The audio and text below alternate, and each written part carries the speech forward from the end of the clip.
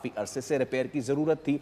और सोने पे सुहागा, इस तरह की हसास इमारतों की सीलिंग्स में वाटर स्प्रिंकलर्स होते हैं कि जब धुआं थोड़ा सा भी ऊपर उठता है तो वो उसको डिटेक्ट करते हैं। स्मोक डिटेक्टर्स होते हैं और पानी के वहाँ फुहारे छूटना शुरू होते हैं, जिससे वक्ती तौर पे आग की शिद्दत में कमी लाई जा सकती है या फिर कुल्ली इस आग को बुझाया जा सकता है। क्या ये तमाम तर चीज़ें पाकिस्तान के दारुल हुकूमत इस्लामाबाद के सबसे बड़े अस्पताल यानी कि पिम्स अस्पताल में मौजूद नहीं थी? क्या वहां पे स्टाफ की शॉर्टेज थी? तारिक फजल चौधरी वफाकी वजीर वहां पहुंचे और उन्होंने जो अब से कुछ देर कबल गुफ्तगू की वो आपको सुनवाते हैं। और ख़ास तौर पे जो नौज़ायदा बच्चों का आईसीयू होता है, उस वार्ड में गैस के सिलेंडर्स, गैस की लाइंस और दीगर बहुत सारे प्लास्टिक के इंस्ट्रूमेंट्स होते हैं। तो बहुत तेज़ी के साथ वो आग जो है वो आईसीयू में फैली और अनफॉर्चुनेटली उससे, जैसे मैंने बताया, कि 14 बच्चों की हलाकत हो गई, जो कि इंतहाई अफसोसनाक है। और ये मैं समझता हूँ कि बहुत बड़ा ये एक अलमिया है। अभी तक जो मेरी निज़ामिया से बात हुई, ईडी साहब मौजूद हैं, सेक्रेटरी हेल्थ मौजूद हैं, 4 हमारे वहाँ पे डॉक्टर्स, 2 डॉक्टर्स और 2 नर्सेज और पैरामेडिक्स वहाँ मौजूद थे।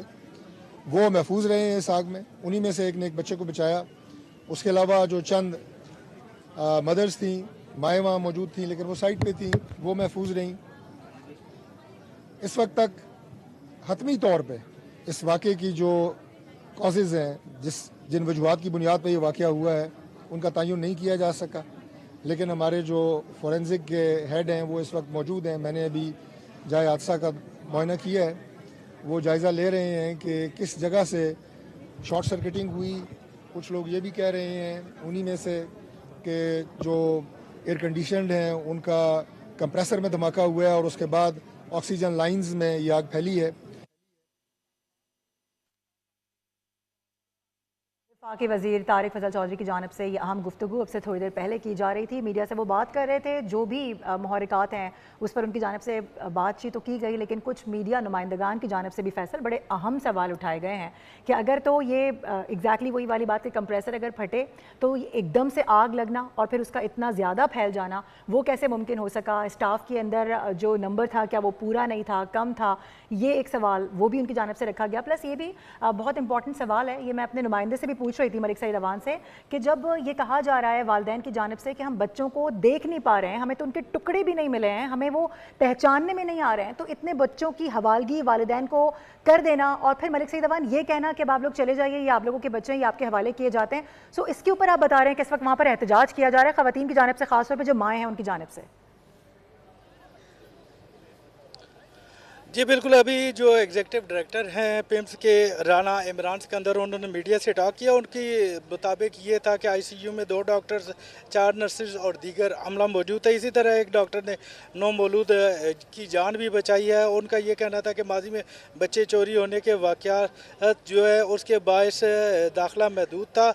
अस्पताल में तसल्ली बख्श फायर सिस्टम मौजूद था। कोई भी कसूरवार पाया गया तो उसको सज़ा होगी। 24 ऑक्सीजन सिलेंडर्स मौजूद थे। रेस्क्यू टीम का ऑपरेशन जो है उसमें कोई रुकावट नहीं हुई। ये तो जो पिम्स के ईडी थे उनकी जानिब से ये अभी गुफ्तगू की गई तो ये बात सामने आई। लेकिन इसके साथ साथ जो बच्चों की वालदैन हैं उनकी जानिब से एहतजाज जारी है और उनका यही कहना था कि हमें तो ना कोई टुकड़ा मिला बच्चों का, कुछ भी नहीं, हमें नहीं पता। और उनकी जानिब से यही कहना था कि ना कोई डॉक्टर मौजूद था, ना कोई नर्स मौजूद थी। वहाँ पे उनकी जानिब से ये भी सवाल उठाया गया कि दरवाजे क्यों बंद किए गए थे। तो इसी तरह एहतजाज भी चल रहा है, साथ रेस्क्यू ऑपरेशन मुकम्मल हो चुका है और अब जो है वो बाली की कार्रवाइयाँ चल रही हैं।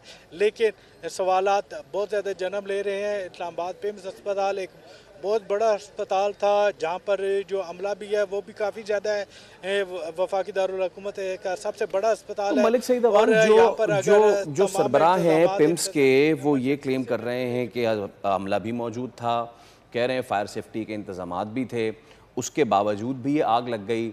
तो फिर कैसे लग गई जब सब कुछ मौजूद था? इंटरनली मशीनरी भी मौजूद थी, वो भी आग को नहीं बचा सकी।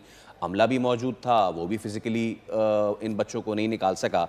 तो फिर क्या करें, किस्मत पे ब्लेम कर दें सारा? जी देखिए, बिल्कुल लवाकिन की मुताबिक जब आग लगी तो इंतहाई काम थी और उस वक्त हल्का हल्का धुआं निकल रहा था, जबकि सेक्रेटरी हेल्थ की जानिब से जो बयान जारी किया गया, उनकी जानिब से ये कहा गया कि जैसे ही आग लगी तो सीलिंग गिरना शुरू होगी, जिसकी वजह से ज़्यादा नुकसान हुआ। लेकिन हमने ये भी अहनी शाहिदीन की जानिब से सुना कि जो यहाँ के पिम्स अस्पताल के गार्ड्स थे, उनकी जानिब से शीशे तोड़ के तो अंदर दाखिल हुए। अगर वहाँ पे सारी चीज़ें मौजूद थी, डॉक्टर्स मौजूद थे, अमला मौजूद था, तो आग बुझाने की कोशिश क्यों नहीं की गई? क्यों सिर्फ एक बच्चे को ही जो है वो बचाया जा सका? बाकी लोग क्या कर रहे थे उस वक्त? एमरजेंसी एग्जिट अगर थी तो उनको इस्तेमाल क्यों नहीं किया गया? आग को बुझाने के लिए वहाँ पे सिस्टम मौजूद था, तो उसका इस्तेमाल क्यों नहीं किया गया? क्यों फौरी तौर पर जैसे ही आग लगी फौरी तौर पर नहीं बुझाई जा सकी? क्यों मदद के लिए बाकियों को नहीं बुलाया जा सका? अगर मदद के लिए बाकी लोगों को बुलाया जा सकता और दरवाजे खुले होते तो ज़्यादा लोगों को बचाया जा सकता था। ये इक़दाम नहीं किए गए, ये एक बहुत बड़ा सवाल है और इस सवाल की तहकीकात के लिए एक कमेटी तश्कील दे दी गई है। वज़ीर आज़म ने इस वाक़े का खुद नोटिस लिया है, वफाकी वज़ीर सेहत को हिदायत की है कि वो फौरी तौर पर कराची से इस्लामाबाद अच्छा, पहुंचे मलिक सईद और इस अमान, सारे जिस तरह से मामले को आप देखें। ये रिपोर्ट अब कर रहे देखना हैं यह और है आपने कि ये भी इस बताया इंक्वायरी के बाद क्या कुछ लोगों को सजाएं भी हो।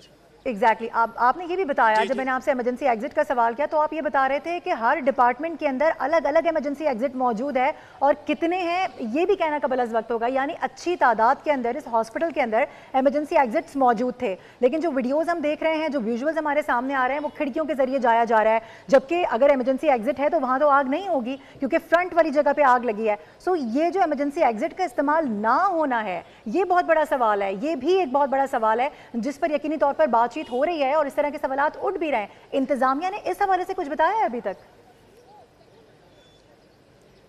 जी देखिए, इंतज़ामिया की जानिब से ये तो वजाहत नहीं दी गई क्यों नहीं जो एमरजेंसी एग्ज़िट इस्तेमाल किया गया, क्यों नहीं जो आग है वो उसको फौरी तौर पर बुझाने के लिए कोशिश की गई। क्या आग बुझाने का वहाँ पे सामान मौजूद था? अगर मौजूद था तो क्या वो ऑपरेशनल था या नॉन ऑपरेशनल था? इस हवाले से कोई वजाहत जारी नहीं की गई। अभी तक इंतज़ामिया की जानिब से एक ही बात सामने आ रही है कि वहाँ पे अमला मौजूद था। अमला मौजूद था तो वो क्या कर रहा था? सवाल ये भी बनता है, क्या वो ख़ुद को बचा रहा था?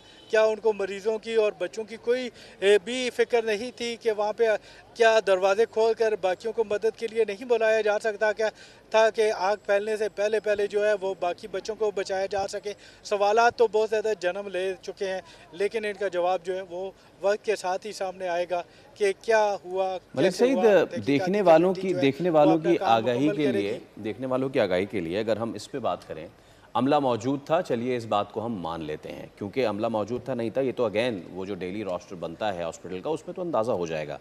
मौजूद था ये अमला ट्रेंड होता है हर किस्म के काम के लिए। पैरामेडिक्स ट्रेंड होते हैं, चाहे वो बच्चों की निगहदाश्त करनी हो या फिर कोई इस तरह का इंसिडेंट हो जाए उससे निमटने के लिए भी ना सिर्फ पैरामेडिक्स बल्कि दूसरा स्टाफ भी मौजूद होता है। तो थोड़ा सा इस हवाले से बताएं हमें कि इनको क्या क्या ट्रेनिंग होती है और ये क्या क्या कर सकते हैं, क्या क्या कर सकते थे अगर तो वहाँ मौजूद होते।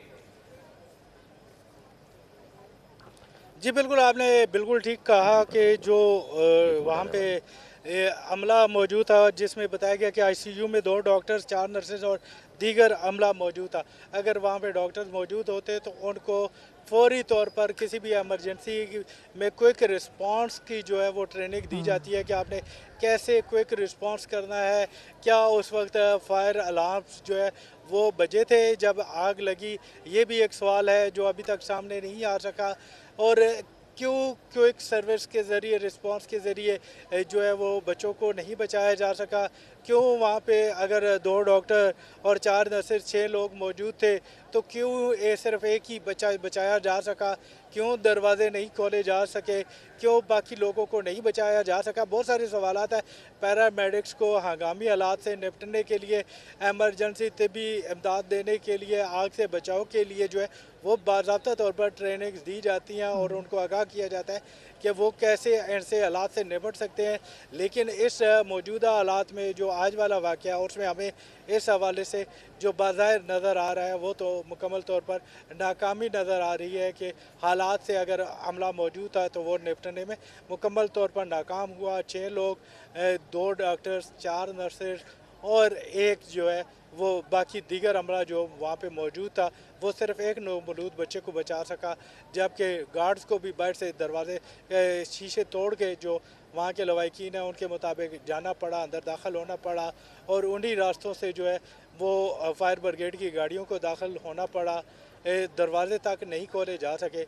तो इस हवाले से तो अभी अब हम मौजूद है जिसका अच्छा मलिक सईद अमान, जवाब जो ये भी वो बताइएगा इंक्वायरी कि कमेटी के राइट बाद नाउ ही जो सामने आएगा। सिचुएशन जी। है हॉस्पिटल के अहाते की वो क्या है? जो लवाहिकीन हैं वो अब भी वहाँ पर मौजूद हैं? क्योंकि ये जिस तरह से अब तारिक फजल चौधरी भी कह रहे थे कि हमने लवाहिकीन से कहा है कि वो थोड़ा सब्र करें और किसी पर कोई ब्लेमिंग ना करें जब तक तहकीकात सामने नहीं आती हैं। तहकीकात में तो 24 घंटे लगेंगे क्योंकि 24 घंटे में इंक्वायरी रिपोर्ट पेश करने का हुक्म दिया गया है और इसके अलावा वफाकी वज़ीर सेहत सैयद मुस्तफ़ा कमाल को भी बुला लिया गया है हंगामी बुनियादों पर, तो वो यहाँ पर पहुँचेंगे तो मामला ज़्यादा क्लियर हो सकेंगे। इस वक्त की सिचुएशन बताइएगा कि जो लवाहिकीन है जिनकी जानिब से आप बता रहे हैं कि एहतजाज किया जा रहा है, जो माए नौमौलूद की वहाँ पर मौजूद हैं, उनका जो मौक़िफ़ सामने आ रहा है, अभी वो वहाँ पर हैं या इस वक्त ओवरऑल सिचुएशन क्या आप देख रहे हैं कि कुछ हालात कंट्रोल में हैं या उनकी जानिब से किसी किस्म का कोई एहतजाज, कोई गम और गुस्से का इजहार किया जा रहा है?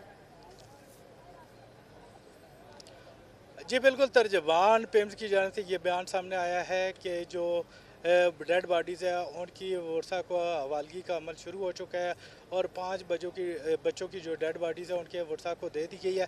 बाकी वर्षा यहाँ पर मौजूद है और वो इस इंतज़ार में है कि उनको जो है वो डेड बॉडीज़ दी जाएंगी और इस हवाले से जो अभी तक की इतलात हैं उसके मुताबिक 11 बच्चों की शनाख्त की जा चुकी है, 3 बच्चों की शनाख्त का अमल जारी है। वफाकी